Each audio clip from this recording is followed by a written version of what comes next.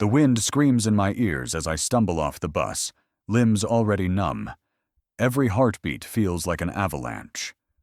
I clutch my collar tighter, but the November chill bites deeper than any blade. Then I see him, a frail silhouette beneath a sputtering street lamp, his ragged coat fluttering like dying leaves in a storm. In that frozen instant, I know I can't turn away. His survival becomes my only choice. Step into the storm. I force myself forward through the swirling flakes, each breath a jagged shard of panic. The bus's tail lights vanish like embers in the dark, and I'm left alone on a cracked sidewalk where every shadow threatens to swallow me. My boots slip on hidden ice, and I fight to steady my racing pulse, reminding myself that there's warmth and safety just blocks away, if I can only reach it. A lamp's lonely glow. The street lamp's flicker is a dying pulse in the night, its weak halo pushing back only a fraction of the darkness. Under its pale circle of light, I finally see him. An old man collapsed against a graffiti-scarred wall, shoulders hunched like broken branches. His coarse breath puffs white in the air, and I realize he's wearing nothing more than rags, clearly outmatched by the elements. Heart against hypothermia. My own body already trembles. I close my eyes and will the cold away, but it only seeps deeper, gripping my bones like ice tongs. Every instinct screams, "Run for cover," yet guilt gnaws at me. I remember the nights I spent safe in my apartment, doors locked against the world. What right have I to retreat into warmth when this man is frozen in plain sight? The first approach. My legs move without consulting my mind. I crouch beside him, aware of how loud my teeth click together. He looks up at me, sunken eyes the color of ash, hollowed by hunger or heartbreak. His gaze lingers on my face, searching, as if trying to decide whether I'm friend or foe. In that moment, the wind dies down to a whisper, and all I hear is the thunder of my own heart. Stripping for compassion. I tug off my leather jacket with fumbling fingers that can hardly believe what I'm doing. The air on my bare arms feels like knives, but I can't stop. The jacket, my only real defense against the cold, drops onto his shoulders. Its lining envelopes him in a sudden bubble of warmth, too heavy in my hands, too precious to let go. Weight of kindness. As I adjust the collar around his neck, I feel the full weight of what I've given away. The jacket, lined with the warmth of my own body and memories of sunny days, now shields his frail frame. I see him inhale deeply, as though tasting life after years of numbness. My chest tightens. This act is no random gesture, but a promise I've unwittingly made. Trembling gratitude. His fingers, a network of veins and wrinkles, clutch at the lapels. He can barely speak, but one sentence tears itself from his throat. "You've given me more than warmth."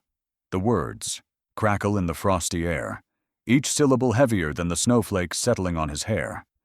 I realize then that I've touched something deeper than his skin. I've reignited hope. Eyes that haunt. His gaze holds me captive. In those hollow eyes I see stories untold. Lost families, unpaid debts, nights spent shivering under bridges. I want to ask him his name, his story, how he came to this point, but words freeze like breath on glass. All I can do is stare back, feeling a pang of sorrow sharpen into guilt. Retreating to safety. I step back, wrapping my arms around myself as if I can reclaim the warmth I've just given away. My breath hisses between my teeth, but I can't bear to look again. The lamp's halo flickers, turning his outline into a ghost. My feet move of their own accord, carrying me away from him, away from the knowledge that I'll never be the same. Echo of a whisper. As I vanish into the swirling snow, his whisper trails behind me, an echo in the empty street. "Thank you," he says, though I barely register the words. They cling to my ears like icicles, and I know they'll haunt me for nights to come. The city's lights blur in the distance, but his figure remains etched in my mind. Homeward guilt. Back in my cramped apartment, I collapse onto my sofa, jacket draped over the arm like an accuser. I shiver, even under blankets, because I know he shivers without them. My phone buzzes with messages from friends who complain about the cold. How lucky they are to have fireplaces, hot coffee, and down jackets. A wave of shame washes over me. While they gripe, he fights to survive. Sleepless reflections. I stare at the empty chair where the jacket used to hang, now just a memory of an unplanned sacrifice. Sleep evades me. Every shadow in my room shifts into his hollow cheeks. Every gust of wind smells like despair. I replay the scene in my head, the weight of the jacket, the glimmer of tears, the scratch of his voice. My heart aches with questions I didn't ask. Obsessive search. Morning comes too soon. I pull on a replacement coat, thin, insufficient, and return to the corner, hoping for a glimpse of him under that frail lamp. Nothing. I check with the corner deli, with late-night vendors, even with the police blotter. No missing person report matches him. It's as if he never existed, yet the jacket, now missing from my closet, proves otherwise. Homeward vows.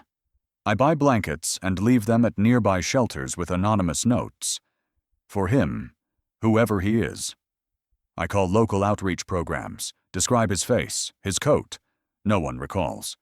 But I persist, driven by the memory of his gratitude, of the ember I lit in his chest. I vow silently. I will find him again, and this time, I will learn his name. Time's passage. Days stretch into nights. The emptiness in my apartment grows as I await word. The city plunges deeper into winter. Sidewalks glisten with ice. Heaters groan in apartments. Yet the lamp corner remains a frozen tableau, untouched by my absence. Then, 6 months later, when the frost is at its fiercest, I find myself stepping off that same late bus with a heart pounding in anticipation. I trudge through the snow toward the sputtering lamp, legs burning with every step. My breath clouds the air, and my heart hammers. What if he's gone? As I round the corner, the halo of light reveals a familiar silhouette, perfectly still beneath the icy glow. My throat constricts. I know that stance, that ragged coat draped over his shoulders. He's waiting. Every night since that frozen encounter, I wake drenched in sweat, my heart pounding as though I'm running from the cold itself.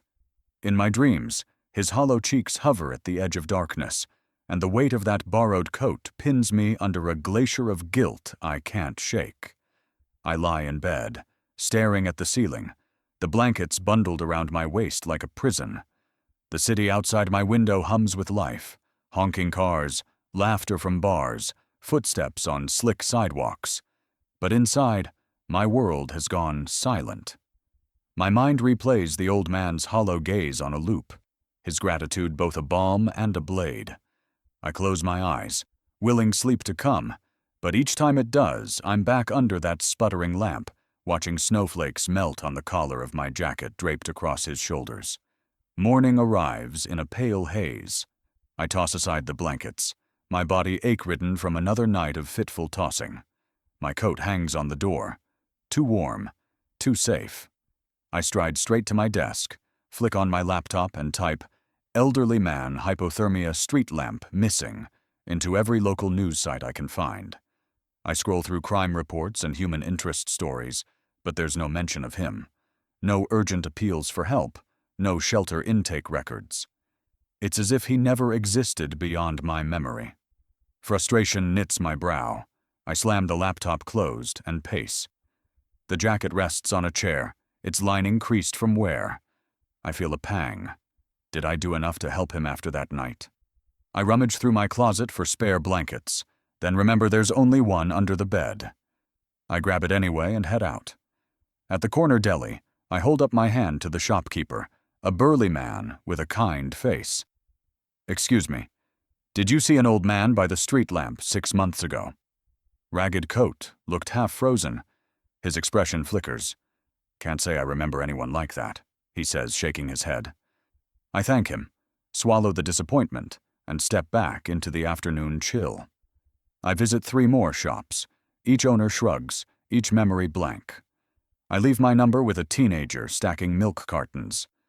Call me if you hear anything. His name might be Elias Cairo. The boy nods, eyes flicking to the heavy blanket draped across my arm. Sure, mister. I'll let you know. But I can't trust that promise. I've become too cynical, too desperate. Back home, I spread the blanket on the floor and sit cross-legged, flipping through a journal filled with sketches.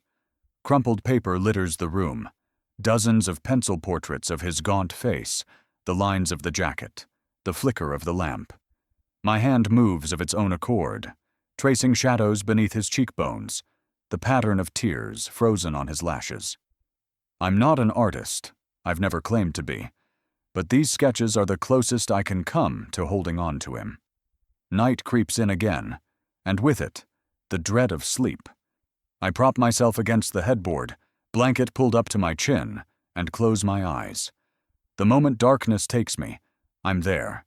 The wind howls, the lamp sputters, and his voice cuts through the storm. Sometimes I reach out to steady him. Sometimes I'm the one shaking, torn between helping and fleeing. I wake, gasping, the taste of frost in my mouth, my body trembling as though I've actually been out in the cold. In daylight, I scour neighborhood forums, online message boards where locals swap tips and gossip. I post a description. Old man under broken lamp, ragged coat, looked like he hadn't eaten in days. I lent him my jacket. Anyone know who he is? My post is met with polite silence. A few comments scroll by. Sorry, didn't see him. Hope he's okay. Stay safe. No leads, no replies that point me to his story. My friends grow concerned. Over coffee, they press me. Why don't you let it go? You did something kind. But kindness, I've learned, demands acknowledgement. It wants closure. I sip my latte, gaze out at the busy street, and force a smile. I need to know he's okay, I say. They nod, but I see the pity in their eyes. I'm spiraling, they think, obsessing over a stranger who's likely moved on. But I can't move on. Not when I know he's out there, wearing my coat, fighting for each breath.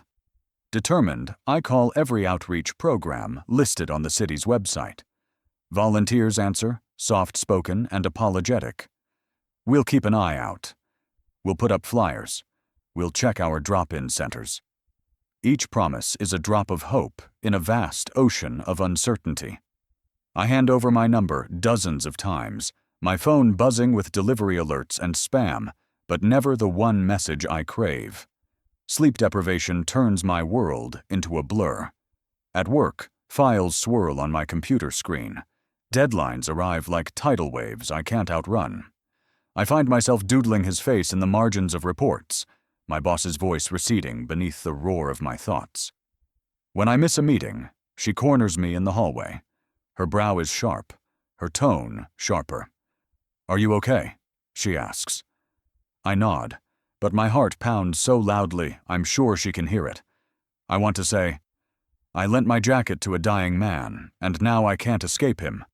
But instead, I offer a weak smile and promise I'm fine. Evenings offer no respite. I return to my apartment to find it chilled, the radiator wheezing as it fights the night. I pile blankets on the sofa, make hot tea, but my hands are ice before the cup reaches my lips. I stare at the empty coat hanger, envisioning him there instead, shoulders bowed, envy of that vacant spot where my jacket should hang. I can almost feel the fabric pressing against my skin, the imprint of his trembling form. With trembling fingers, I sketch his face again, this time in pen, lines bold and raw. I sketch the lamp post, the bricks behind him, trying to capture every detail I can't forget. Weeks bleed into months.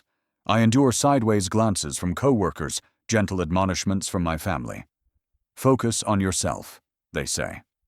But my focus is fixed on that street corner, on that man, on that coat. One night, as winter winds howl outside, I awake to my phone's buzz. Groggy and disoriented, I fumble for it. A notification. An anonymous message. My pulse rockets. I swipe it open. The words stare back at me, chilling in their brevity. Do you remember Elias Cairo? My heart stutters. Elias Cairo, his name at last. My palms sweat as I reread the message. The sender is unknown, the number untraceable. My mind spins. How did they know? Is it him? Is it someone who saw my flyers? Someone who knows my obsession? My isolation room feels suddenly small, charged with electricity. Every fear, every question I've stifled for months surges to the surface. I scramble out of bed, the message burning in my chest. The sketches flutter to the floor like fallen leaves. I tap reply, fingers trembling so badly I can barely type. Before I can decide what to say, I hear the echo of footsteps in the hallway. Slow, deliberate. I freeze. My phone slips from my hand, clatters against the hardwood. The footsteps grow closer. My breath hitches. The message screen glows dully in my peripheral vision, the question burning brighter than any lamp. Do you remember Elias Cairo? I press myself against the door, heart pounding as the footsteps pause outside my apartment. My phone screen lights up again. The same anonymous number. Another message. Meet me where you left your coat. My blood runs cold. Why there? Why now? And what truth waits for me under that sputtering street lamp? Elias Cairo, a name that tastes like unanswered questions, each syllable a drop of frozen doubt sliding across my tongue. My apartment feels cavernous without the weight of my obsession, but I can't rest until I chase down that name. I fire up my laptop and navigate to the city's sprawling network of social services websites. Hours pass in a blur of menus and search bars until I finally stumble on a dusty corner of a shelter's online database, its design over a decade old, practically forgotten by everyone except the volunteer staff who still cling to it.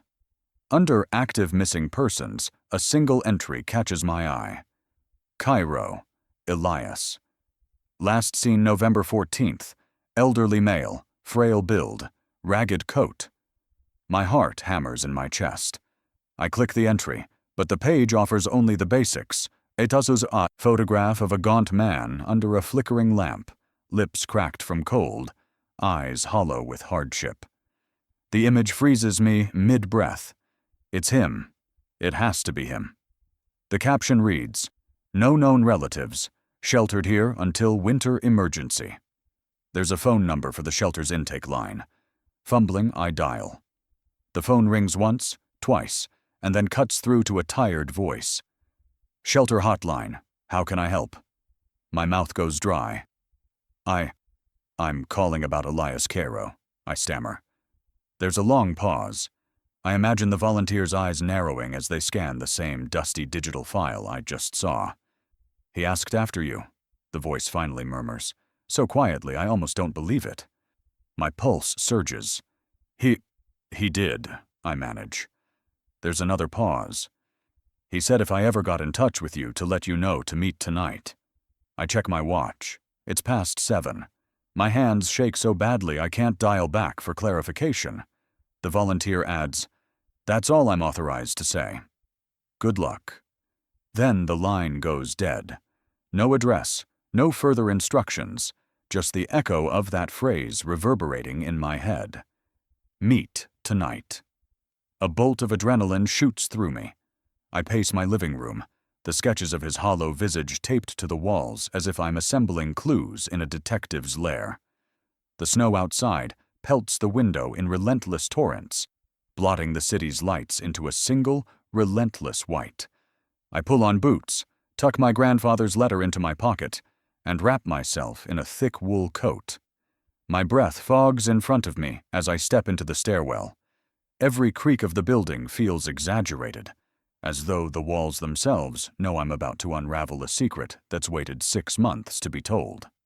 I dial the shelter number again, desperate to hear his voice say more, maybe an address, a landmark, anything concrete. But it goes straight to voicemail. Deflated, I sling my coat tighter and step outside. The wind slaps my face with icy resolve. Block after block, I navigate snowfall-deadened streets, retracing the path that led me to him the first time. The city's once comforting glow is now distant and blurred, swallowed by flurries. I reach the corner deli, where I'd first asked after him. The neon sign flickers off, the windows dark and empty. The street lamp outside pulses erratically, its light struggling against the gale. I stare up at it, half expecting to see Elias huddled beneath its glow, but the sidewalk is empty. My boots scuff the snow as I edge closer, scanning every crease and shadow. Then my phone vibrates. A single message from an unfamiliar number. 31 Maple Street. Come alone. No punctuation, no sign-off, just the street name. My heart thunders so loudly I can't hear the wind. Maple Street? That's 10 blocks east of here, where an old textile mill stands abandoned behind chain-link fences. At night, it's nothing but shattered windows and rusted gates. Nobody, in their right mind, would tell me to meet there after dark, except someone who wants me caught in the open. I swallow, steeling myself against the dread blossoming in my stomach. Yet a spark of hope glints beneath the fear. If Elias is directing me, he must trust me enough to reveal himself. And maybe, just maybe, he's no longer alone. My phone buzzes again. Another text. Same number. Midnight. I glance up at the trembling street lamp. The flakes swirl in a desperate dance, as if urging me onward. My breath catches. Midnight gives me less than 5 hours. I pocket my phone, fingers grazing the outline of my grandfather's letter and the sketches I can't abandon. Each block feels longer than the last. The city's sounds drop away until all I'm aware of is the crunch of my boots and the roar of snow across my face. I pass shuttered shops, lean figures disappearing behind frosted windows, and stray cats skulking in alleyways. A bus rumbles past, headlights cutting through the white haze like blades. But I haven't the courage to flag it down. I need to get here under my own power. At the intersection of Elm and Birch, I pause. I stare at the old mill's silhouette in the distance, a jagged castle of broken glass against a moonless sky. My toes tingle inside my boots. I can't remember the last time I felt stakes so high, fear so immediate. I remind myself that this is about more than curiosity. It's about redemption for that night I left him alone under a lamp. It's about unraveling a promise my grandfather made decades ago.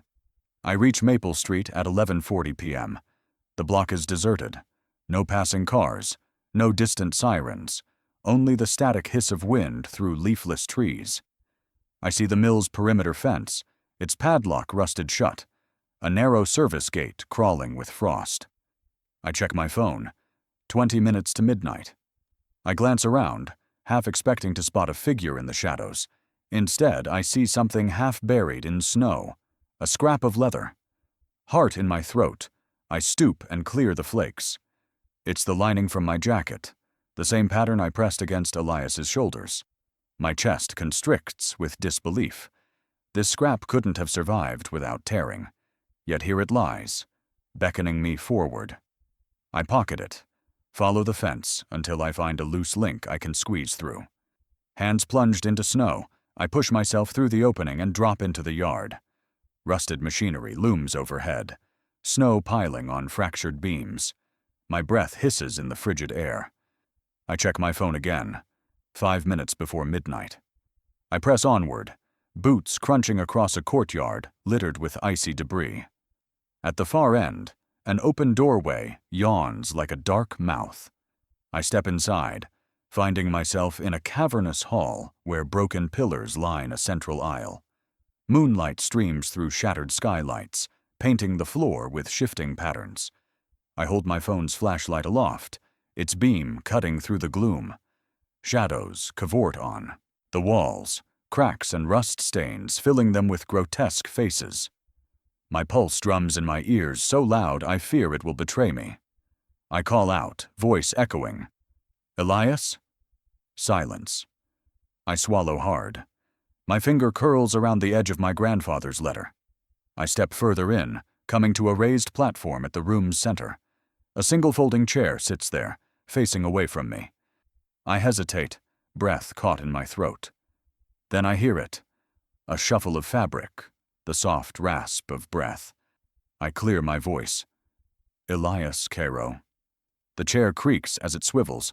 In the pale glow, I see him, older, more fragile than before, yet his eyes still burn with that same ember of recognition. He's wearing my jacket, the one I lent him, remarkably intact. He rises, his silhouette etched against a fractured window. Our eyes meet, and the world tilts on its axis. Every question I've carried these 6 months converges in that moment. Who is he, truly? Why here, in this derelict shell? And what truth is he about to reveal that will shatter everything I thought I knew? He steps forward, the hem of my jacket whispering against rusted metal. His voice is a rasped echo. I told you I'd keep my promise, to find you. My heart seizes. But why here? I whisper. He pauses, shoulders trembling, and answers in a voice that splits my world. Because this place holds the secret of your family's past. I arrive at the derelict mill, its silhouette jagged against the moon, like a broken promise carved in steel and stone. Moonlight spills through shattered windows, casting fractured patterns on the frozen courtyard.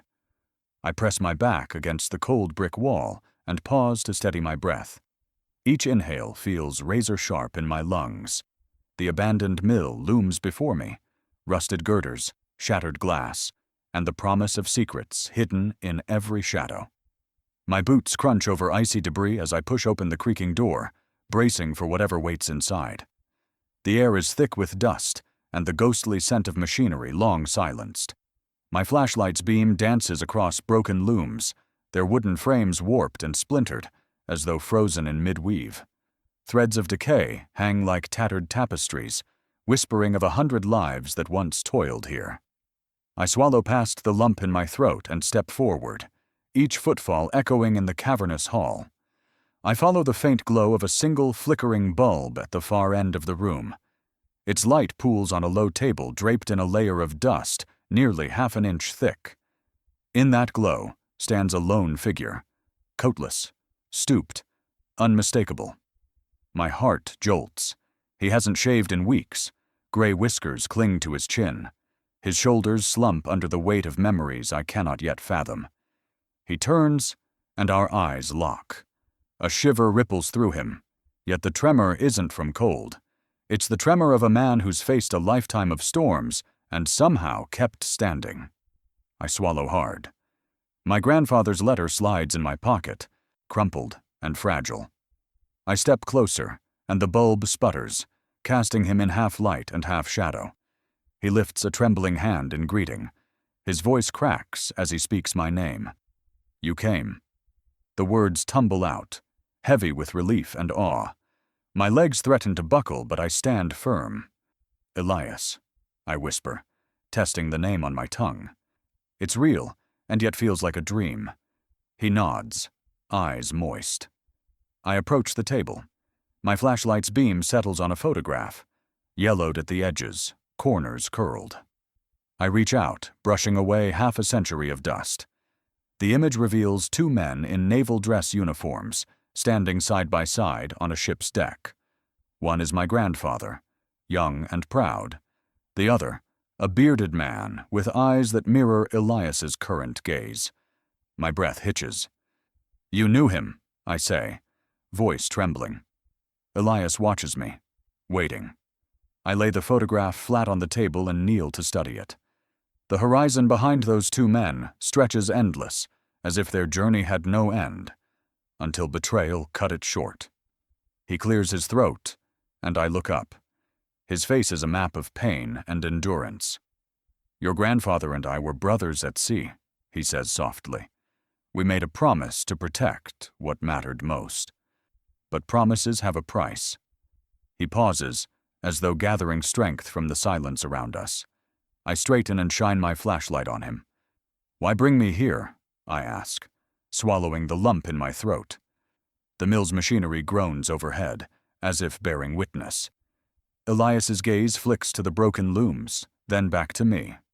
This place was where it began, and where it must end. I swallow. The blood pounding in my ears grows louder than the tremor of the bulb. What happened here? I demand, voice barely more than a rasp. He steps away from the table and motions for me to follow deeper into the hall. Each step takes us past rusted shafts and tangled belts. Shadows shift like silent sentinels. Finally, he stops beneath a collapsed skylight. Moonlight spills in, illuminating a half-buried safe set into a concrete pillar. The metal door hangs open, its innards gutted. Elias's eyes glimmer with a sorrow I've never seen on him before. They took everything, he says. My savings, my reputation, your grandfather's legacy. I glance at the safe, then back at him. Who? I whisper. He shakes his head. The man we both trusted, my partner, your grandfather's friend. Betrayal bleeds into his tone. He framed me for embezzlement, forcing me into exile. I came here to prove my innocence, and to keep my promise to find you. My chest tightens. I press my hand against the cool concrete of the pillar, feeling the echoes of their footsteps, their laughter, their final betrayal. And the coat? I ask, nodding toward the photograph now in my hand. Elias dips his head. Your grandfather gave it to me when I fell ill. He said, keep this close. It will lead you back to her. He steps back, eyes brimming. That coat carried my life through the coldest nights.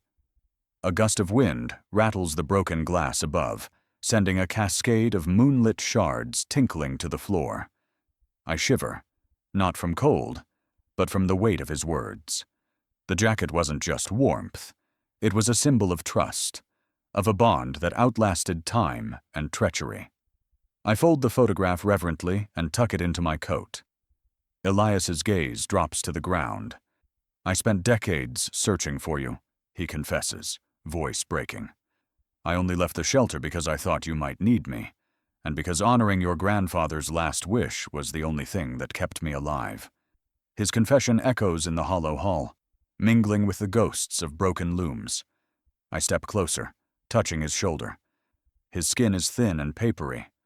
I needed you, I whisper, tears stinging my eyes. I needed to know my grandfather didn't leave me alone. He looks up, surprise flickering across his face. Hope, maybe. Gratitude, certainly. But also fear. Fear that this moment could shatter the fragile peace we've both been chasing.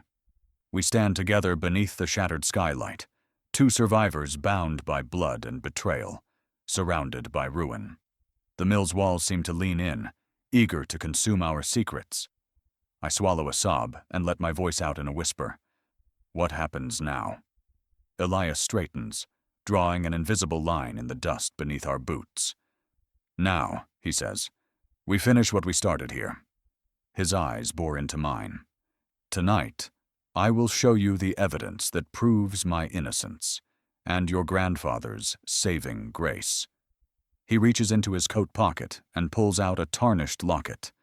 Inside is a faded photograph of my grandfather cradling a newborn girl, me, wrapped in that very jacket. My breath catches, the locket's hinge squeaking in the silence. He kept me safe, I whisper. Elias nods, tears tracing clean paths down his cheeks. I promised him I would, he says, voice choked. And I promise you the truth, no matter how devastating. I feel the air shift as the bulb flickers its final time, casting us in darkness. My hand tightens around the photograph of my grandfather and Elias, my other hand curled around the locket. The mill groans, as if awakening from its long slumber, ready to swallow our secrets whole. Elias holds out a battered folder, thick with faded documents and yellowing photos. This will clear my name, and reveal what your grandfather sacrificed, he promises. I open my mouth to speak, but a distant crash echoes through the mill. Something, or someone, has breached the back exit. We spin toward the sound, hearts pounding. In the shadows, a figure steps forward, hand on a gun, and everything changes. Under that dim light, His voice trembles like the man I once sheltered, carrying the weight of decades and the echo of a promise unbroken. I settle onto a battered crate beside the single bulb, my flashlight in one hand, and my grandfather's photograph in the other. The bulb's glow reveals dust motes floating like lost memories, and the air is thick with the scent of rust and regret. Elias's coat, still draped over his frail shoulders, looks too large, an empty vessel filled with devotion and sorrow. He draws a trembling breath, steels himself, and begins. "Your grandfather and I joined the merchant navy together," he says, voice low and rough as the wood beneath my fingers. "We were young, too young to know the price of loyalty." He rubs a hand over his stubbled jaw. "We signed on the SS Hermes in Rotterdam, a ship so old she creaked like a wounded animal. But she carried us across oceans, carried our hopes." I lean forward, mesmerized by the glow on his face. "What was he like?" I ask, my voice barely more than a whisper. Elias's eyes soften.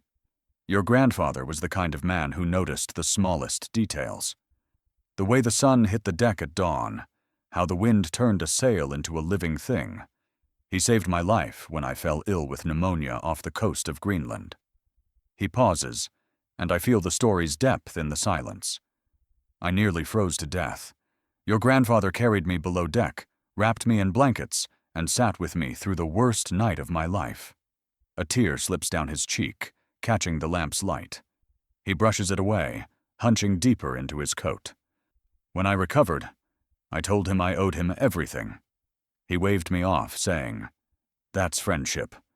But he pressed something into my hand, a small wool-lined jacket. He said, 'If I don't make it back ashore, promise me you'll find my granddaughter.' My chest tightens. The jacket, my jacket, was more than warmth. It was a mission. Why didn't he ever mention it to me? I demand, voice trembling. Elias looks away, gaze fixed on a rusted column. "He tried," he murmurs. "After the next voyage, when we docked in Antwerp, I expected him to say something. But he changed. He became quiet, withdrawn. We spoke less. Then he left the Navy and returned home. I didn't see him again until years later. His voice cracks, and he closes his eyes as though locking away pain. I swallow hard. "What happened?" I press. He opens his eyes, and I see the pain flicker there. Loss, betrayal, and an abiding love. "He came to see me one last time," Elias says. "He was gravely ill. Cancer, they said." He handed me a sealed letter. "If I die," he whispered, "you'll know what to do."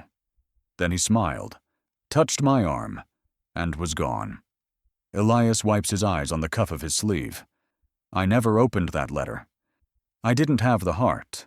Instead, I tucked it away in this coat and sank into the streets. I reach out and place my hand over his. "You waited in the shelter all these years." His nod is barely perceptible.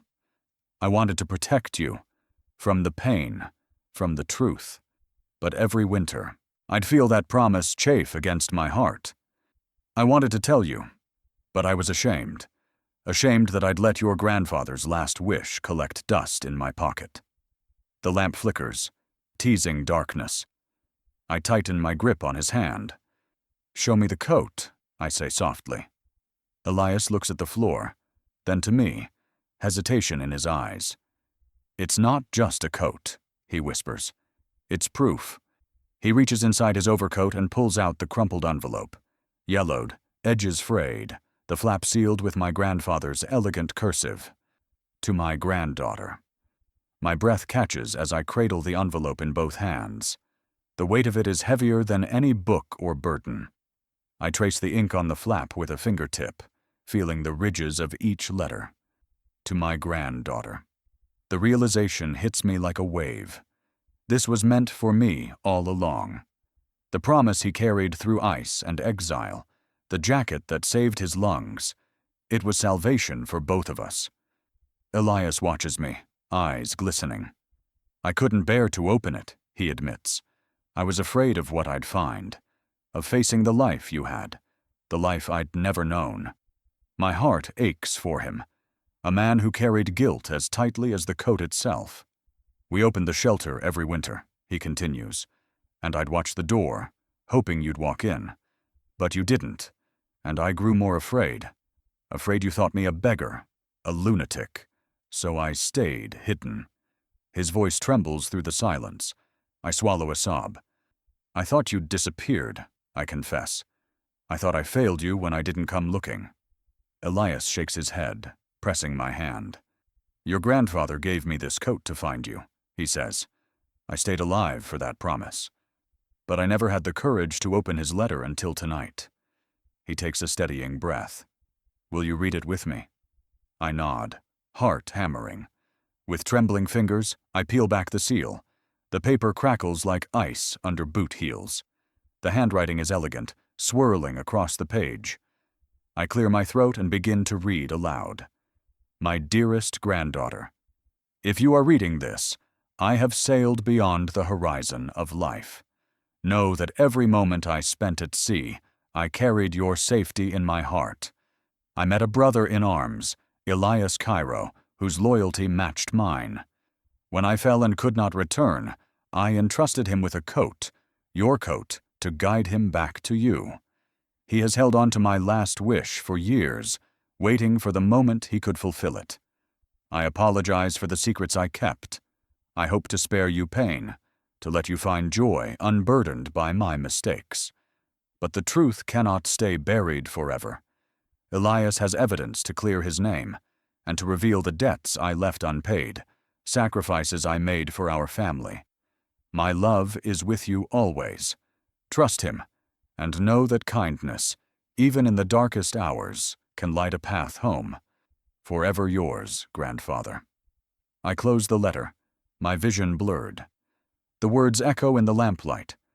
Kindness can light a path home. I press the letter to my chest. He did everything for me, I whisper.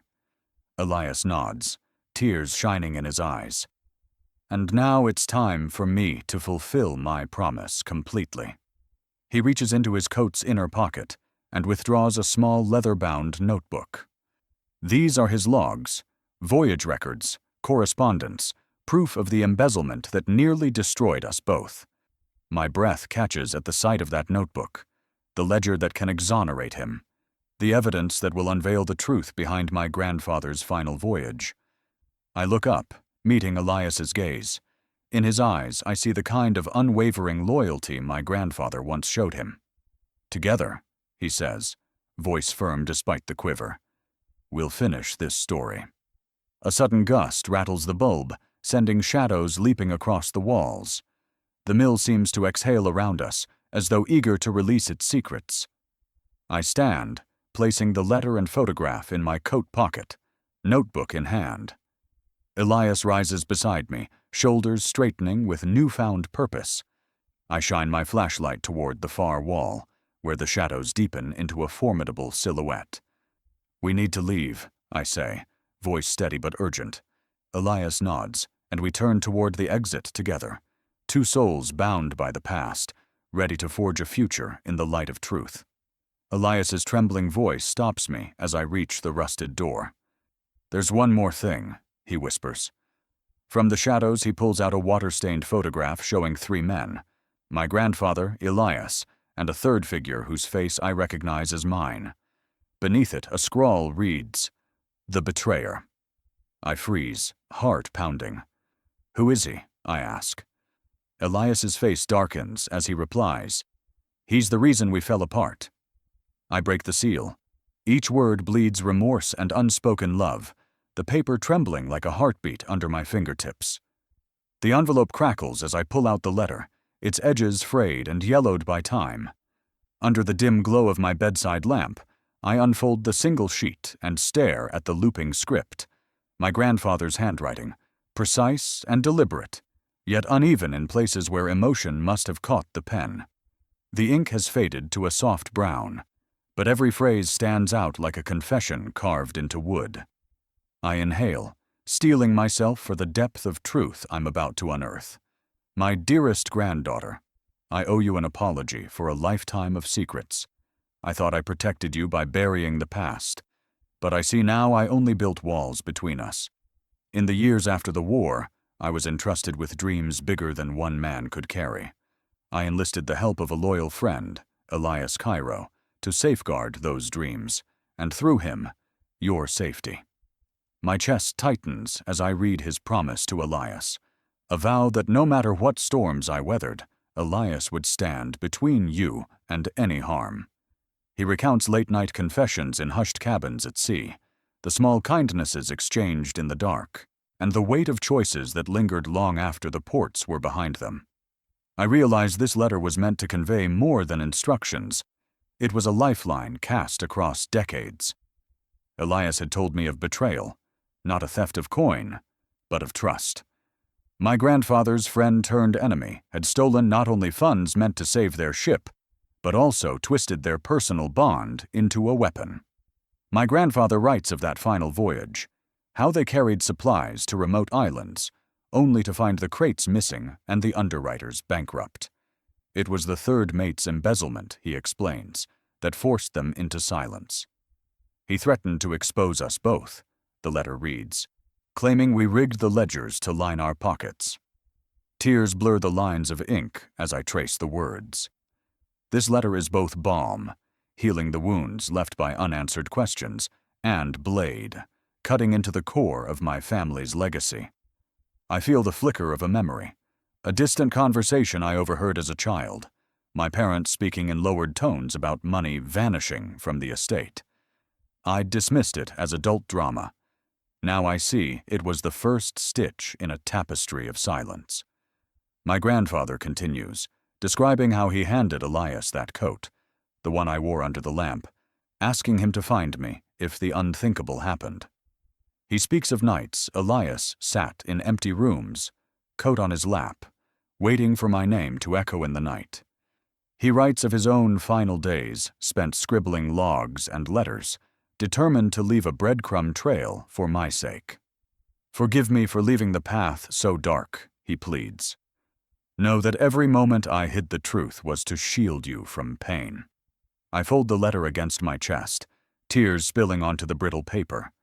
His regret seeps into me, a soft ache that settles behind my eyes. I stand in the hush of my living room, lamp casting long shadows, and realize my quest for answers has only unveiled more questions. Why did the third mate target him so ruthlessly? What became of that betrayal down the years?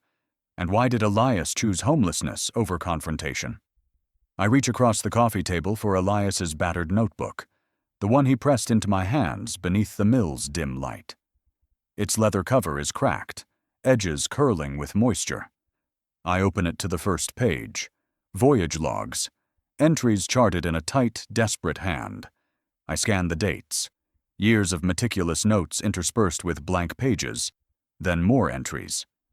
Each blank space feels like a suppressed memory, a silence as deafening as any shout. I turn to the middle of the notebook, where correspondence begins.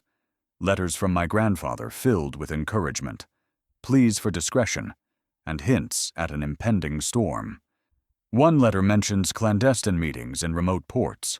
Another, a box of documents stashed under floorboards. I realize these are the same documents that could clear Elias's name. But where are they now? The trail ends abruptly in the spring of 1978. A folded map slips out from between the pages, annotated in a shaky hand. It marks a tiny island off Greenland's coast, just a speck on the chart, with a red circle drawn around an abandoned dock. I recall Elias's story of pneumonia, his collapse in a storm far from help. That map must pinpoint where he fell ill, where my grandfather saved him. But what else lies buried there? Evidence of embezzlement, perhaps, or the third mate's ledger entries that would expose his crimes. I look up as footsteps echo in the corridor. Elias's silhouette appears in the doorway, leaning heavily on a cane. His eyes are red-rimmed, exhaustion etched into each line of his face. I push the letter and notebook toward him. I read it, I whisper. I understand now. He nods, throat bobbing as he fights emotion. Then you know why I never left that coat behind, he says softly. It wasn't just a refuge against cold. It was my shield against the world. I rise and cross the room, closing the distance between us. We need to go there, I say, nodding toward the map. To that island. He sighs, pain flickering across his features. I was too weak, he admits. The elements nearly killed me. And after I recovered, the betrayal had spread. Agents looking for me. Subpoenas. I went underground. I swallow hard. But I can't let this end here, I say. Your story, my grandfather's legacy, it all deserves closure. He studies me, eyes shining under the harsh lamplight. Then he reaches into his coat pocket and pulls out a faded photograph. 3 men standing on a ship's deck, uniforms crisp, faces resolute. One is my grandfather, one is Elias, and the third. His hand hovers over the image, trembling. I recognize the third figure's profile. It's the man I glimpsed in the mill's shadows, the one labeled the betrayer.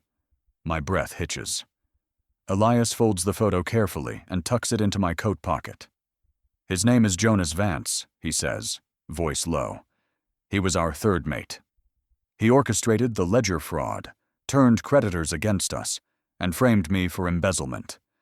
He inherited everything, my savings, your grandfather's shares, the family assets. I've spent my life chasing justice. A distant noise slices through the silence, a low rhythmic wail that grows louder with each second. My heart pounds as the sound resolves into sirens, flashing lights painting the windows red and blue. I exchange a panicked glance with Elias. They found me, he whispers. Jonas has power. He must have discovered we were here. My chest tightens as the sirens draw closer, echoing through the building's steel bones. I grip Elias's arm, steadying him. The notebook in my hand feels like a lifeline, the letter in my pocket a compass pointing toward truth. But now we're exposed, and time is unforgiving. Distant sirens wail. Someone else knows he's here.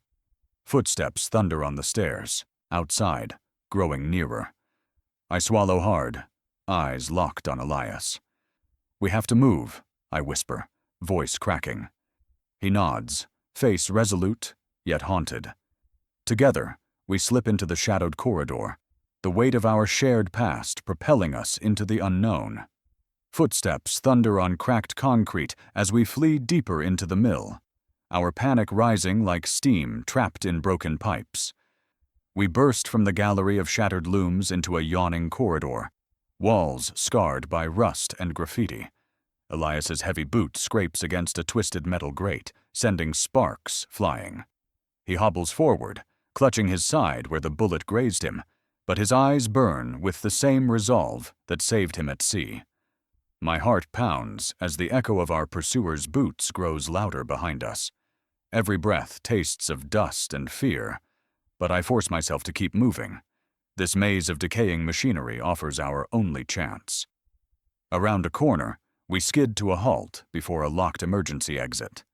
The red exit sign flickers overhead, mocking us.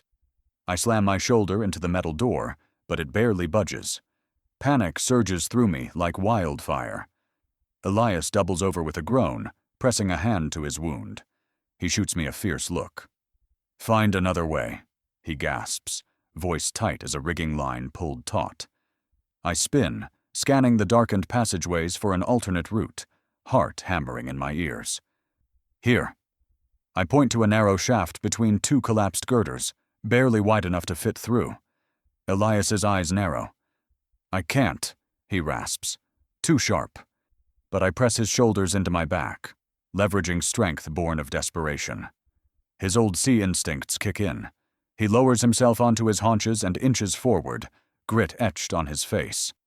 I follow, squeezing through the gap and dropping onto a lower level strewn with broken beams and glass shards. Each step is agony for him, but he pushes on. Above us, the pursuers' voices ricochet off the steel walls, harsh syllables in a language I don't recognize.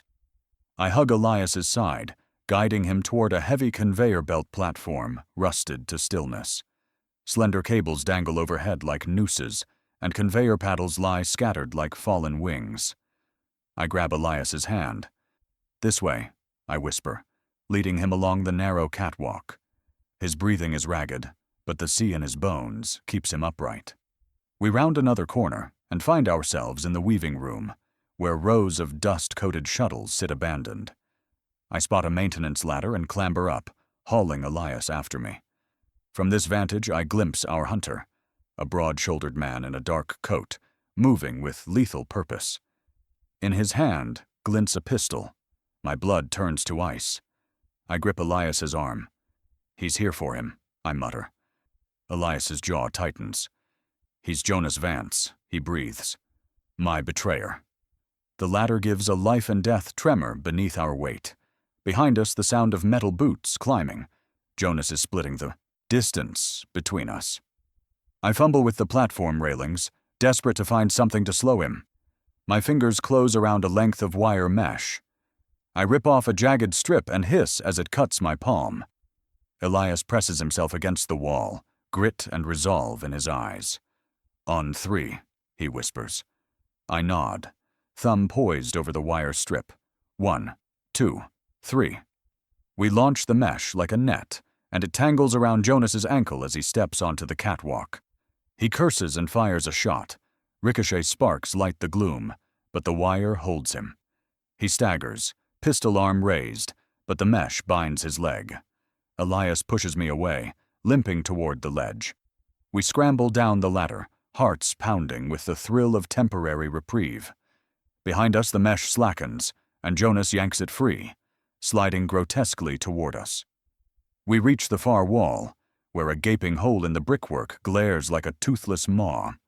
A wisp of moonlight spills through, showing the shredded chain-link fence leading to the mill's exterior yard. I grab Elias's hand. "We can make it," I whisper. He nods, winded but determined. Together, we slip through the gap, dropping into the snow-covered ground outside. The cold air slams into us, burning lungs and offering strange relief. We stagger across the icy yard, seeking cover behind toppled crates and rusted barrels. Jonas's shadow looms in the doorway, pistol in hand, silhouette stark against the mill's grim facade. His voice booms, "Elias Cairo, come back here!" He advances in deliberate strides, gun pointed like a hammer ready to fall. Our breaths cloud the winter air. Each exhale is a prayer and a promise. Elias grips my shoulder. "Go," he whispers, nodding toward the far gate. "I'll hold him." My heart rips at his words, but I know he speaks truth. I leap over a crate and slide across the ice, boots skidding until I crash into barbed wire and tumble into a pile of snow. I scramble up and dash toward the fence, the sound of Jonas's footsteps and labored breathing in my ears. I reach the fence's base and yank at the wire, prying it apart with shaking hands. Metal cuts into my palms, blood mingling with the fresh snow as I push through. I glance back just in time to see Elias step from behind cover, brandishing a length of rebar. The world slows. Jonas raises his pistol, eyes cold as winter steel. Elias swings the rebar in a wide arc, connecting with a sickening crunch against Jonas's wrist. The pistol spins out of his hand. Jonas staggers, dropping to one knee, but he raises his free arm, phone wedged between fingers. My knot of dread tightens.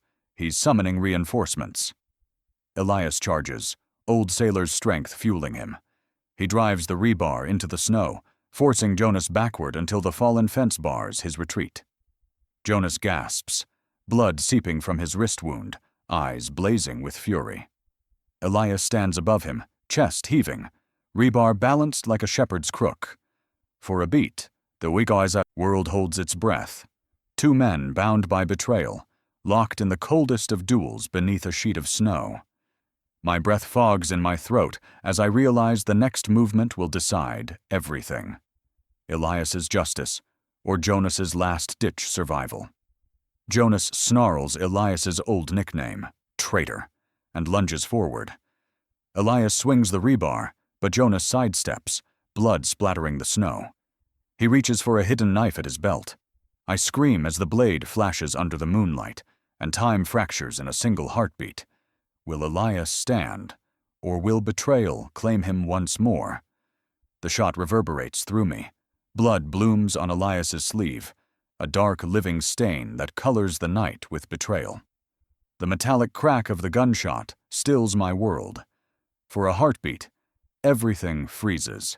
Snowflakes suspended midair, the glow of the mill's broken windows caught in a single frozen tableau. Then time splinters, and I lurch toward Elias, my heart pounding so fiercely it rattles my ribs. He staggers, hand clamped to his upper arm where the jacket lining is soaked crimson. A thin rivulet drips between his fingers, hissing as it hits the icy ground. I fall to my knees beside him, breath coming in ragged bursts. My scarf, long, woolen, a poor substitute for his lost warmth, presses against the wound. The fabric soaks instantly, clammy and warm. Elias's shoulders hitch with each gasp. He's fighting to stay upright. Hold it, he rasps, voice a gravelly echo. I press harder, knuckles white, head swimming with fear. Each beat of my heart screams his name.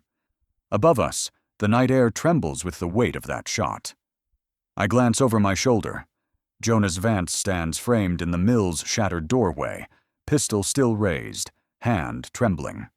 His coat is stained at the sleeve too, but his expression is feral, triumphant. "You were supposed to die, Cairo," he growls, voice low as molten steel. "You took everything from me." He levels the gun at me too, eyes glittering. And now I'll finish the job. My blood turns to ice. I glance back at Elias. His free hand reaches for mine, fingers curling weakly. "It's okay," he murmurs, though his lips tremble. "I've faced worse. But I can't accept that." My chest tightens with helpless urgency. "Stay with me," I whisper, voice cracking. I wipe blood from his cheek, desperate for any sign of warmth, of life. Jonas takes a step forward, the snow crunching under his boots. "He ruined my life," he spits. "Stole the funds, my investments, left me bankrupt while he sailed away to riches." His gaze flicks to me. And her heritage, all her life's security, gone. He flicks his wrist. The pistol's silence beckons. "Hand over the evidence, or she dies too." I clench my teeth against bile. My mind races back to the ledger in my pocket, the proof of Jonas's betrayal, the bank statements, the letters my grandfather wrote. Everything we need to expose. Him. I tighten my grip on Elias's hand. "He's lying," I yell, voice echoing through the mill's hushed expanse. "The money was for my grandfather's surgery, his chemo treatments, so he could come home." My words stumble free, soaked with anger. "You stole from a dying man." Jonas flinches. Surprise flashes across his features. He steps back, eyes narrowing. "You dare!" He levels the gun at me again, finger tightening on the trigger. But Elias, face ashen, pushes himself upright. He releases my hand and straightens, despite the handkerchief of my scarf twisted into a tourniquet around his arm. Blood seeps through, dark as tar. "Jonas," Elias says, voice steady despite the pain. "I trusted you like a brother. You were my second in command. Your greed ended more than a voyage. It almost killed me. And now you threaten the next generation?" He spits the last word as though it's poison. "I won't let you." Jonas's lip curls.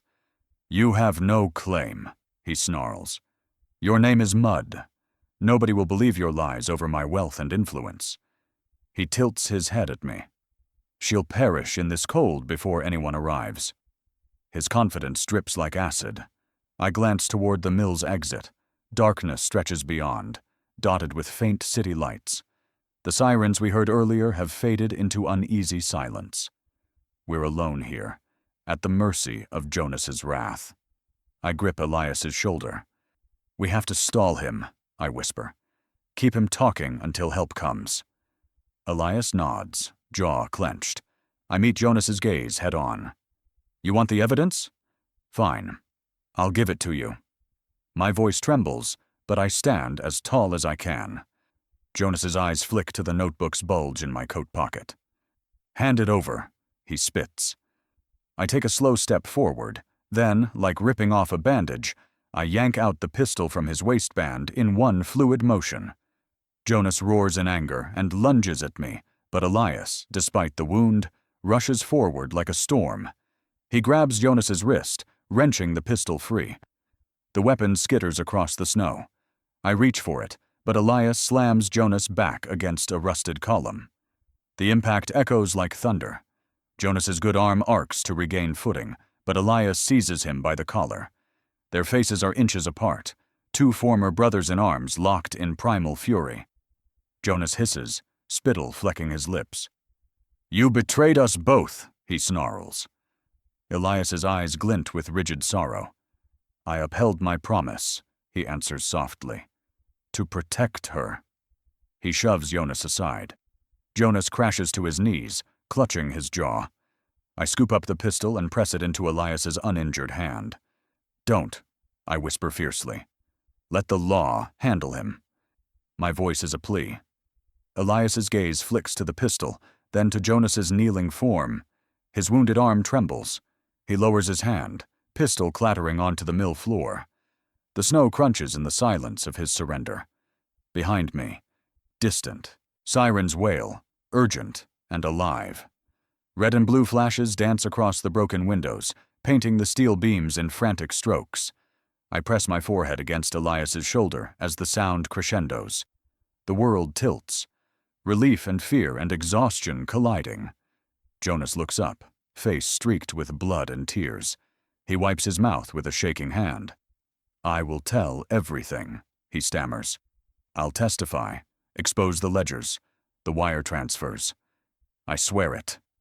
The mill door rattles as uniformed officers burst inside, weapons raised. They train their torches on Jonas first, then widen their arc to include me and Elias. I raise my hands, voice calm but urgent. "He shot him. He's the perpetrator." The officers converge, cuffs flapping open. One kneels beside Elias, assessing the wound, while another secures Jonas's hands behind his back. I kneel beside Elias as an officer presses medics through the door. Elias's leg gives out. I catch him in my arms. His face is gray, skin clammy despite the winter chill. He squeezes my hand weakly, eyes half-lidded. "You did it," he whispers, voice faint. I tuck my coat around him, heart racing. "You saved me," I correct, tears spilling. A paramedic shoves the scarf aside, binds a sterile dressing over the wound. Elias winces as antiseptic stings. I keep my hand on his shoulder, willing him to stay with me. Jonas is escorted away, protesting something about twisted fate and family legacy. I barely hear it. My world is centered on Elias's pale face. As the medics prepare to move him onto a stretcher, Elias's grip loosens. He tries to speak, but only breathes raggedly. I lean close. "Stay with me," I beg. "I need you." His eyes focus, then unfocus, searching for something beyond the pain. He murmurs a single word, soft, distant, filled with longing. "Amara!" I freeze, heartbeat stuttering. Elias collapses into the paramedic's arms, eyes closing. The air around me hums with the urgency of life and death. My mind reels. Amara was my sister's name, the one I'm still searching for. What does Elias know about her? And can he survive long enough to tell me? Elias's strength falters. His body slackens on the stretcher as he whispers "Amara" again, voice barely audible. The paramedics shout for me to stand back, but I can't move. All I can think is, what secret binds my missing sister to this wounded man? And can I save him before the truth slips away forever? His pulse flutters beneath my palm. Every beat is a drum roll to a truth I've spent months chasing. Its rhythm both promise and warning. I press my forehead against Elias's shoulder, leaning close to catch the faint hitch of his breath. The medics have gone, leaving us in the hollow silence of the mill's courtyard. My fingers find the edge of the tourniquet, and I unwrap it, bracing for a gush of blood. But Elias gently clasps my wrist. His skin is cool, clammy, a ghost of the warmth it once held. I pause, heart slamming against my ribs. He grimaces as I unloop the scarf, eyes squeezing shut against the pain. I rip off strips of my own shirt and press them into the wound, hands trembling like leaves in a gale.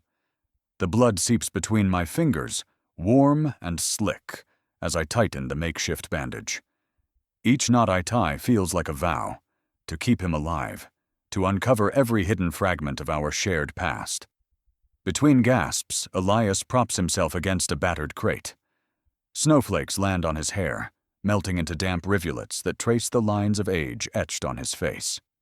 She needs to know, he rasps, voice ragged as chain link. My stomach twists. Who? I whisper, buttressing him with my arm. He lifts a trembling finger, pointing to the locket my grandfather gave me, a tarnished circle of brass suspended on a frayed chain. I unclasp it and hold it to his lips so he can speak directly into its cool metal. His voice is a breathy murmur. Amara. The name slides over my heart like shards of glass.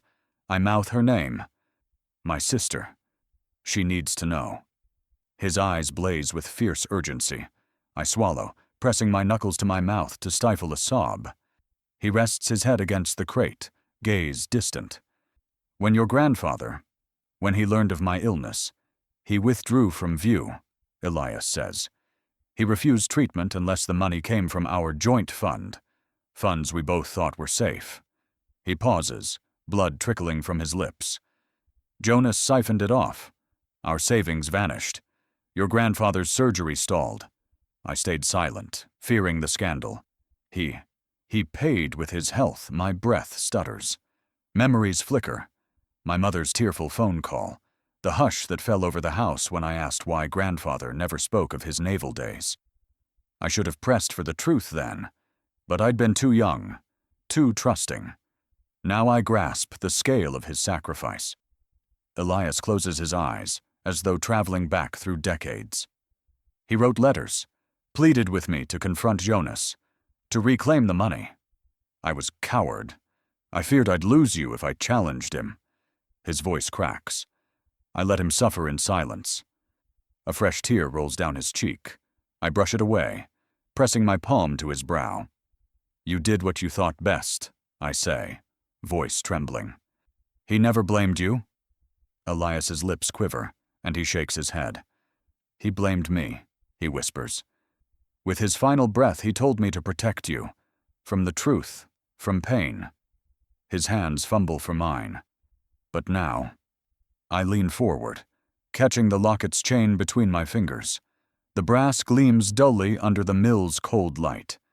I open it to reveal a tiny photograph, my grandfather in his naval uniform, smiling down at a giggling little girl wrapped in that same leather jacket.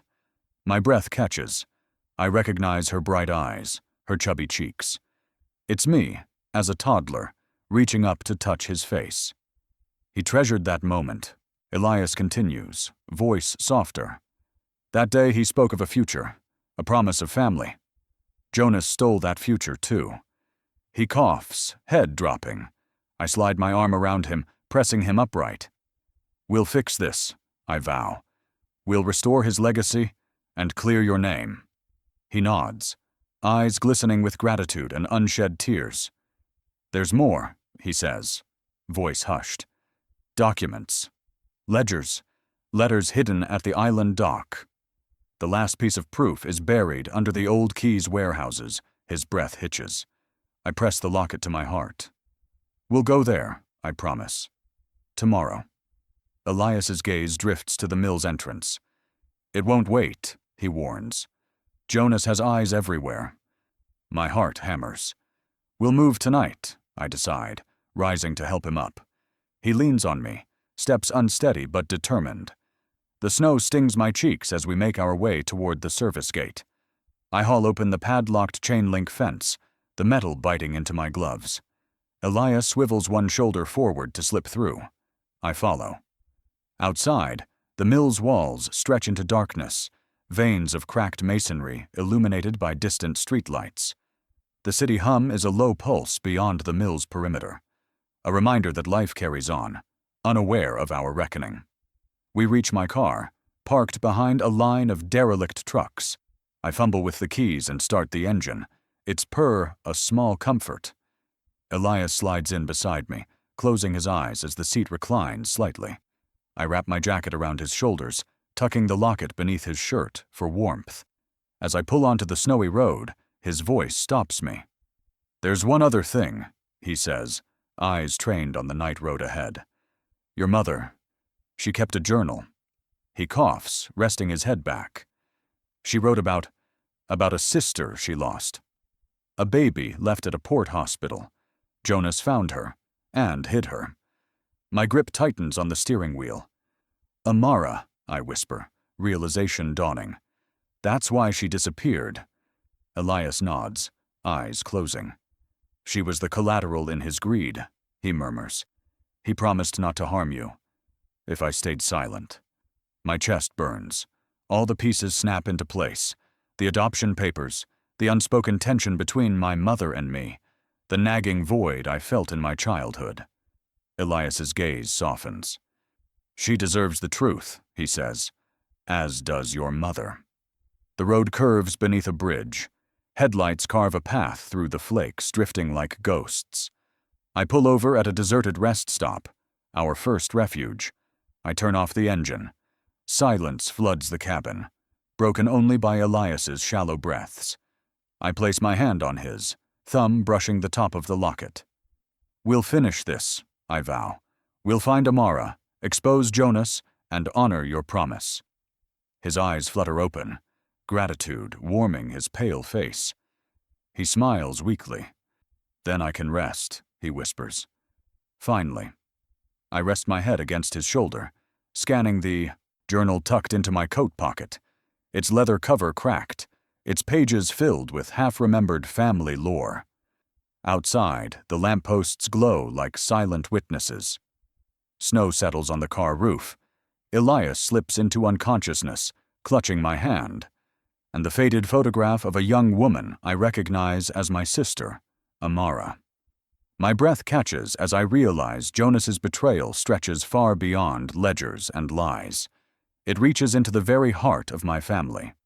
What truths remain buried in that journal? And can I save them all before they're lost forever? Dawn breaks to flashing red and blue. Police swarming the mill's threshold like a tide of steel and authority, painting the broken windows in urgent streaks of color. I stand on the crumbling steps, heart pounding in time with the sirens, clutching my grandfather's sealed letter. The winter morning air bites at my cheeks, but I hardly notice. Behind me, the mill's heavy doors slam open as uniformed officers flood inside, weapons drawn, and radios crackling. Jonas Vance, handcuffed and furious, resists the first officer, but is quickly subdued. His glare bores into me, hatred curling at the corners of his lips, but the law is on our side, and that truth burns brighter than any winter sun.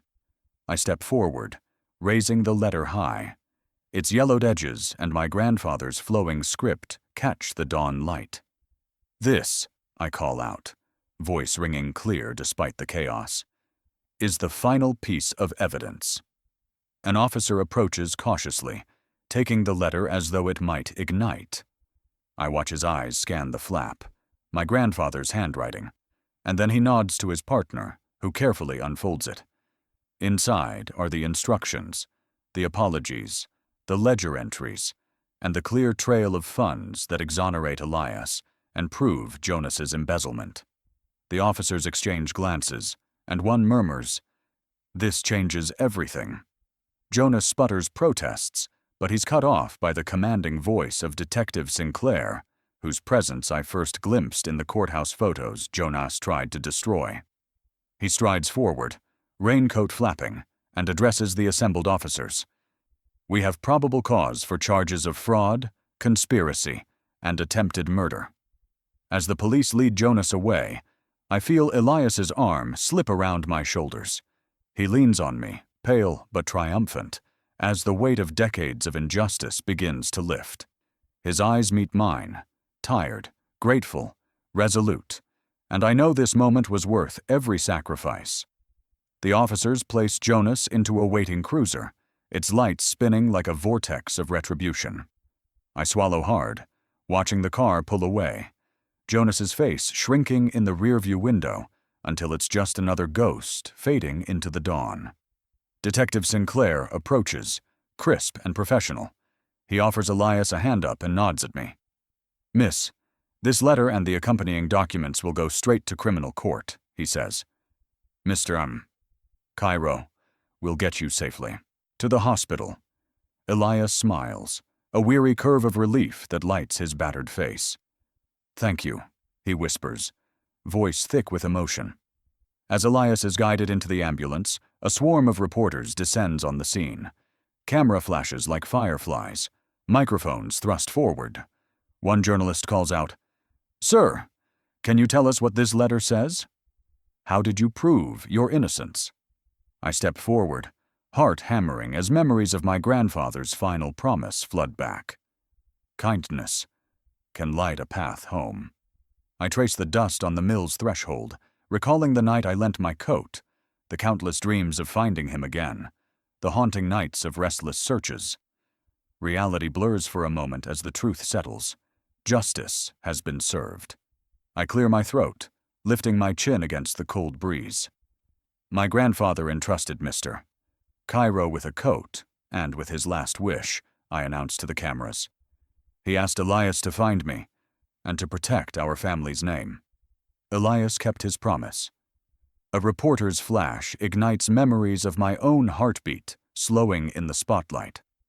I realize I'm standing in the place where so much of this tragedy began, yet also where its resolution has arrived.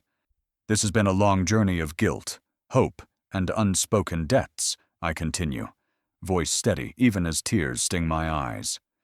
But today, we reclaim our truth. The journalists scribble furiously.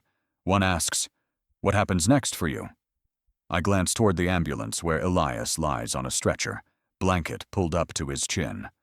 I want to tell the world that a man without home, reputation, or family has finally found both, and that I've discovered a sister, Amara, whose existence reshapes my own life. But for now, I keep my gaze on the mill's broken facade. "Now," I say softly, "we begin to rebuild." As the reporters swarm around the ambulance doors, I slip away down the stairs, each footstep echoing hollowly against the stone. I head toward my car, parked beneath the skeletal remains of overhead pipes. The engine rumbles to life, and I drive away from the mill, but its silhouette remains burned into my vision. With each breath of exhaust-laced air, I feel the last of my fear and doubt dissolve. I park outside the hospital entrance and help manhandle Elias out of the ambulance. He winces, but grips my hand tightly, eyes shining with the same determination I saw on that first frigid night. Inside, nurses guide him toward the emergency ward. Detective Sinclair waits in the hallway and nods at me. "You're free to visit," he says. "Your testimony will be invaluable." I nod, heart full, and follow Elias down the gleaming corridor, past antiseptic lights and the echoes of distant beeps. In the waiting area, I settle into a plastic chair and pull my grandfather's letter from my coat pocket. I read it one last time. The apologies, the instructions, the love and regret woven into each line. A pang of grief tightens in my chest, but it's tempered by a surge of pride. Pride in Elias's unbroken loyalty, pride in my grandfather's compassion, pride in my own refusal to abandon hope. My phone buzzes, a text from an unknown number. I hesitate, then unlock it. The message reads, "Now you know the truth of your past. But to protect your future, you must remember one more name." My breath hitches. I scroll up. The number matches the one that first texted, "Do you remember Elias Cairo?" My pulse quickens. I type a reply, fingers trembling. "Who?" Seconds stretch into minutes. Then a new message appears. "Your grandmother." Amara's mother. Her birth name, Seraphine Niala. My vision swims as I read those words. Seraphine Niala, My grandmother's forgotten name, the key to the final missing piece of our family's story. I tuck the phone into my pocket and stand, smoothing my coat. Elias emerges from the treatment room, leaning on a nurse's arm. His eyes meet mine, and I offer a tentative smile. "Ready?" I ask quietly. He nods, though exhaustion shadows his gaze. As we move toward the exit, I slip my hand into my pocket, fingers brushing the leather-bound journal my mother kept, a chronicle of Seraphine's life before she vanished. My heart hammers with anticipation. Outside, the hospital's fluorescent lights spill onto the pavement. The dawn sky shifts from gunmetal gray to pale rose. I breathe in the promise of a new day, one where family secrets transform into shared history. Elias beckons me closer as we step into the hospital foyer. In a hushed voice, he whispers, "Your grandmother's real name, Seraphine Niala, is the key to everything." My blood runs cold. What truths lie hidden in that name? And can we unlock them before shadows of the past close in once more? That whispered name, Amara, reverberates through every memory, echoing down the corridors of my childhood, like a secret I was never meant to hear.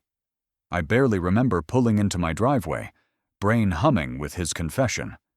My hands shook as I fumbled with house keys, the locket's chain cool against my fingers. The winter afternoon sun slanted through bare tree branches, painting the front porch in slats of gold and shadow. In that light, my grandmother's face flickered on every window pane. Seraphine Niala, the woman whose name I'd only just learned. And now Amara, the sister I'd never met. Inside, the house felt too quiet. My jacket slipped from my shoulders as I raced down the hallway, past framed diplomas and childhood artwork. I nearly tripped over a stray sneaker at the bottom of the stairs, adrenaline urging me onward. I burst into my old bedroom, walls still plastered with concert posters, and lurched toward the bookcase where family albums lived like dusty artifacts. I yanked the albums from their shelf, letting them fan out on the bed. Each spine bore a date: 1990, 1992, 1994. I thumbed through, spotting snapshots of birthday cakes, summer, vacations, and baby pictures of me, wrapped in that leather jacket. My breath caught when a folded photograph slipped from between two pages and fluttered to the carpet. I stooped and picked it up. There, beneath a handwritten caption in faded ink, was a picture of a little girl in overalls, grinning shyly at the camera.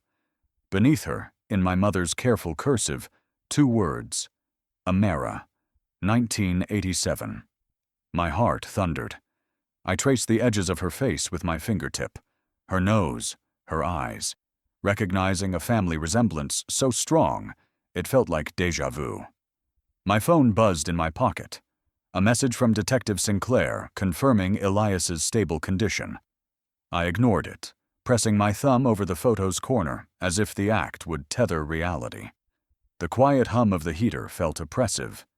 I needed answers. I raced downstairs, nearly colliding with my mother in the living room. She froze when she saw the photo in my hand.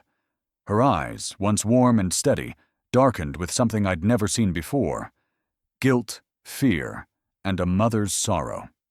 "Where did you?" she began, voice trembling. I held up the photo. "Who is this, Mom?" Her breath caught. She backed away slowly, sinking onto the couch. I sank opposite her, heart pounding. "It's your sister," I said, voice shaking. "Amara." Her hands trembled on her lap, knuckles white. I thought you weren't ready," she whispered. "I thought it was safer to—" Her words faltered, swallowed by the weight of years. I stood, pacing the rug as memories flooded in, whispered phone calls in another room, my father's hushed sighs, and a locked file cabinet I'd never dared to open. "Safer to what?" I demanded. Her eyes glistened. "She was born premature," my mother said finally. "The hospital. It was chaos. You were too. I panicked. Jonas Vance promised to help handle the medical bills if I—" She closed her eyes, tears coursing down her cheeks. If I gave Amara up, he said no one would ever find out. My stomach twisted. You gave her to Jonas? I whispered. He adopted her. My mother nodded, sobs shaking her frame. He paid for every surgery, every treatment. He said he'd keep her safe. And I believed him. I thought I was protecting you. From a scandal. From heartbreak. Silence settled between us like winter's first frost. I stared at my mother's lined face, seeing her youth slip through the cracks of time. But he lied, I said softly. He used her as collateral for his crimes. He hid her to control us. The photo trembled in my hand. She deserves to know who we are. My mother looked away. I tried to call her, she murmured. Letters, messages. They went unanswered. I thought maybe she didn't want me. Her voice cracked. I was too ashamed. I pressed the photograph to my heart. We'll find her, I promised. Together. For the next hour, we pored over faded adoption papers, hospital, discharge forms, and a stack of letters my mother had hidden in her nightstand. Each document told a fragment. Amara's first steps, her school records in another state, a scholarship award in her name.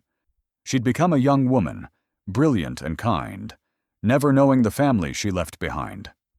My hands shook as I dialed the number listed on one of the papers, Amara's last known address. The line rang, then clicked to voicemail. I left a trembling message. This is your sister. I have so much to tell you. Please call me. I pressed send and sank into a chair, breathless. That night, I lay awake in my childhood bed, the photograph tucked under my pillow. Every creak in the house sounded like footsteps approaching my door. My imagination painted Amara's silhouette in the hallway, taller now, wary, maybe even resentful. Would she forgive me? Would she believe our story? At dawn's first light, I gathered everything. The photograph, my mother's letters, the journal of Seraphine Nuyala, and the locket my grandfather left behind. I put them in a worn leather satchel, my grandfather's journal on top. I needed to be ready to answer every question, to share every piece of truth. By midday, my phone buzzed. A notification. A track delivery at my front door. My pulse stuttered. I wasn't expecting anything. I crossed the room, each step weighted with anticipation, and opened the door to find a plain manila envelope resting on the welcome mat. No return address, just my name in elegant cursive. To my sister, Amara's legacy. My heart surged as I scooped it up. The paper was thick, heavy with promise. My fingertips traced the edges before I tore it open. Inside, a single-lined sheet and a small stack of photographs fell into my hands. The top image showed a woman standing in front of a campus building, her features soft, but unmistakable. Amara, older now, her expression both hopeful and wary. I turned the photograph over. Scrawled on the back, in a hand I recognized, was a date. March 12th, 2025. Meet me. And beneath it, 3 words that sent my breath racing. At our lighthouse. My grip tightened on the stack. The lighthouse, a place my grandfather mentioned in his letters as a sanctuary during the worst storms at sea. A beacon he and Elias had once visited together. My mind spun. Did Elias arrange this? Or was it Amara reaching out? Either way, she knew. She knew everything. My mother appeared in the doorway, eyes red-rimmed but determined. I looked up at her, clutching the envelope. She's found us, I whispered. She wants to meet. A letter arrives at my door, addressed in Amara's handwriting. Inside, a simple invitation. Meet me at the lighthouse where secrets came home. My breath hitches. That lonely beacon on the rocky shore, the place where our family's story began and now must continue. Will I be ready to face my sister and the truth she holds? I tear open Amara's letter, sunlight dancing on, my trembling hands as the pages crackle with the promise of reunion and revelation. The breeze drifts through the open window, carrying the tang of sea salt and distant gull cries. I unfold the letter's crisp parchment and read her words for the first time. Dear sister, for years I've watched sunsets alone, wrapped in warm memories of a borrowed jacket I never returned. That coat carried more than leather. It carried hope, kindness, and the thread that bound two strangers into family. My heart clenches at each line. Amara writes of her childhood in a distant town, the way Jonas Vance's guardianship saved her frail body, but left her soul parched for belonging. She recalls the night she found my sketches of the old mill, pinned above her desk, and sensed a sister's longing across the miles. Your kindness, she confides, rekindled in me the courage to seek my true home. I press the letter against my chest, fingertips tracing the indent of her signature. Amara. Each syllable feels like a key, unlocking years of solitude for both of us. I fold the letter neatly and tuck it into the pocket of my coat, mind whirling with all I now must do to honor her trust. The sun climbs higher, illuminating family photographs scattered across my living room table. Old albums lie open beside Amara's letter, the faded snapshot of her little face in overalls, the newspaper clipping of Jonas's arrest, the photograph of Elias and me outside the hospital. I gather them into a neat stack, evidence of our shared journey, and prepare for the next step, bringing our family back together. I drive along the coastal road toward the lighthouse, its white tower gleaming against the cerulean sky. Every mile pulses with anticipation. I clutch the wheel, recalling the strength Elias showed in the mill, the sacrifices my grandfather made, and the courage my mother revealed when she spoke my sister's name. Now it's my turn to bridge the gaps. At the lighthouse's base, salt-worn stones feel solid under my boots. The wind tugs my scarf loose as I ascend the spiral steps, heart drumming in my ears. The beam's rhythmic sweep casts long shadows on the walls, symbols of secrets waiting to be illuminated. I stop at the top, breathless, and press Amara's letter to the lens of the beam, letting its glow bathe the words for symbolic rebirth. A figure steps into the beam's circle. Amara, taller now, her hair catching the light like spun gold. Her eyes meet mine, wide with hope, brimming with questions. I drop the letter into her hands, watching as she reads the final lines. Meet me here, where kindness first sparkled in the night. She looks up, tears sliding down her cheeks.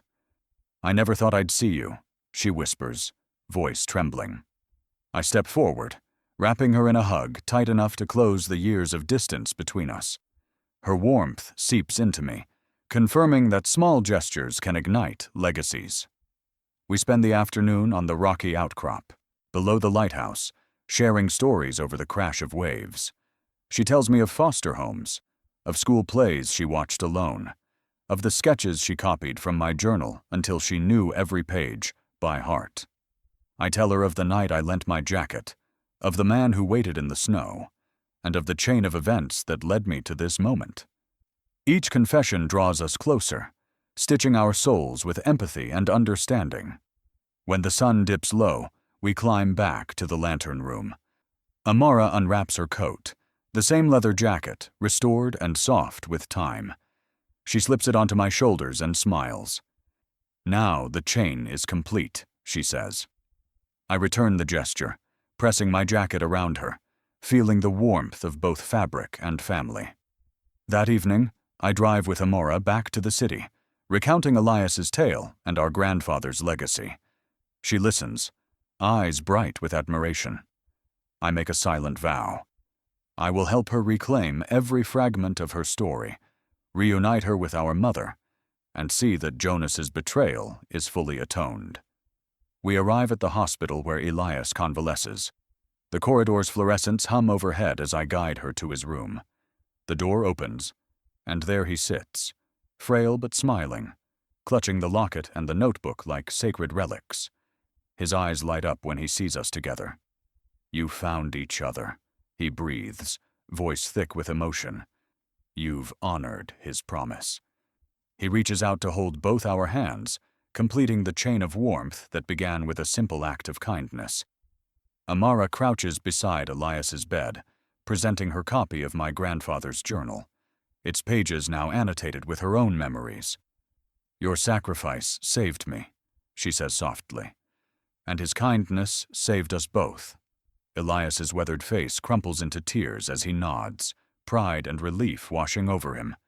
We spend hours in that hospital room, planning the next steps, securing Amara's identity documents, restoring her legal ties, and reclaiming the family home that Jonas once seized.